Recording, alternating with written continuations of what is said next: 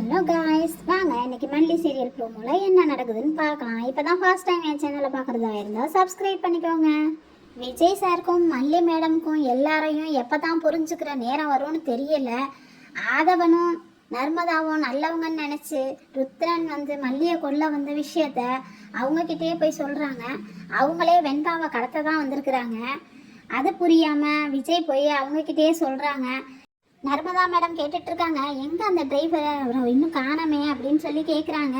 அதுக்கு விஜய் சார் சொல்கிறாரு, நான் தான் அவரை அடித்து ரூமில் அடைச்சி போட்டு வச்சுருக்கேன் அப்படின்னு சொல்கிறாங்க. ஏன் அப்படி செஞ்சீங்கன்னு நர்மதா மேடம் விஜய் சார்கிட்ட கேட்குறாங்க. அதுக்கு விஜய் சொல்கிறாங்க, அவங்க எங்களை வேவு பார்க்க வந்திருக்காங்க, அது மட்டும் இல்லை மல்லியை கொல்ல வந்ததே அவர் தான் அப்படின்னு சொல்கிறாங்க. உடனே நர்மதாவுக்கு அதிர்ச்சி ஆயிடுது. இது புரியாம ராஜேஸ்வரி மேடம் நிஷா வீட்டுக்கு போய் அவங்க கிட்ட போய் கேட்குறாங்க. நிஷா கிட்ட, நான் அனுப்புன ஆளுக்கு என்ன ஆச்சுன்னு தெரியல, நான் கால் பண்ணி பார்க்குறேன், அவர் எடுக்கவே மாட்டேங்கிறாரு, எனக்கு ஒரே ஒரு ஹெல்ப் பண்ணுங்க, அவருக்கு என்ன ஆச்சுன்னு சொல்லி நீங்கள் கொஞ்சம் விசாரித்து சொல்லணும் அப்படின்னு சொல்கிறாங்க.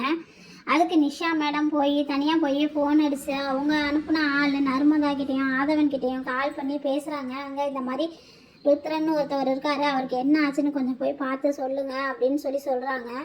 உடனே ஆதவன் சாரு மல்லியும் விஜயும் இல்லாத நேரமாக போய் அவங்க ரெஸ்டாரண்ட்டில் தங்கியிருந்தா அந்த ரிசப்ஷனில் போய் மல்லி விஜயும் தங்கியிருந்த அந்த ரூம் சாவியை கேட்குறாங்க. அந்த சாவி எங்கள் கிட்டே இல்லை சார் அப்படின்னு சொல்லிட்டு அங்கே வேலை பார்க்குறவங்க சொல்கிறாங்க. அதுக்கு ஆதவன் சார் சொல்கிறாரு, அது எனக்கு தெரியும் மேடம், எனக்கு டூப்ளிகேட் சாவி வேணும் அப்படின்னு கேட்குறாங்க.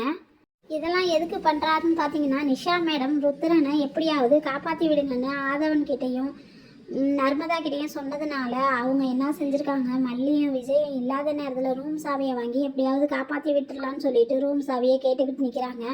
கடைசியாக டூப்ளிகேட் சாவியை கொடுத்துருவாங்களா, நர்மதாவும் ஆதவனும் ருத்ரனை காப்பாற்றிடுவாங்களா, இல்லை அதுக்குள்ளே விஜயும் மல்லியும் பார்த்துருவாங்களா, என்ன ஏதுன்னு ஒன்றுமே புரியலை. உங்களுக்கு தெரிஞ்சால் கமெண்ட் பண்ணுங்கள்.